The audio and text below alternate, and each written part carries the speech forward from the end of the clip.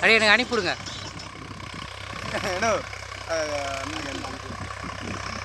இப்போ அந்த பக்கம் வந்து வச்சுக்கேன், அப்படி க்ளீனாக வண்டி அடக்கி சூப்பராக எடுத்துட்டு போகிறேன். திருப்பி கற்றுடா சூப்பரா இல்லைனா முடிஞ்சு வச்சு ஒரே விஷயம் கற்றுட்டோம்.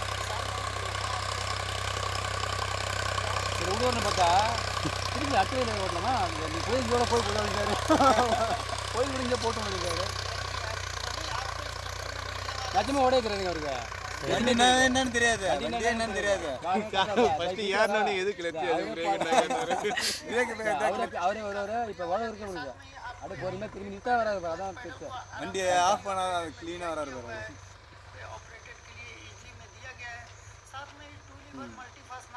திணறுவாங்க ஃபஸ்ட்டு, புரியாதவங்களாம் திணறுவாங்க.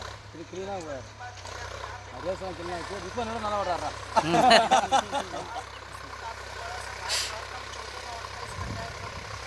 இந்த வண்டியோட அவரே டொக்கட்டாக்கா ஏன்னா இதை பழக்கம் கற்றுக் கொடுத்தாருன்னா 2 நாளில்.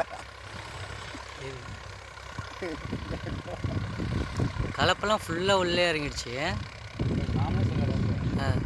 சந்தேகமாக கேட்டார். ஒரு மாதிரி 40,000 கேட்டேன். இவருக்குள்ளே தெரியும். ஒரு மாதிரி எங்கே இருக்கு வர்றாங்க கேட்டாரா என்கிட்ட? அப்போ மாதிரி கேட்டாரா? டீசல் இல்லைடா, 5 லிட்டர் 6 லிட்டர் பெட்ரோல் வந்து போகுமா?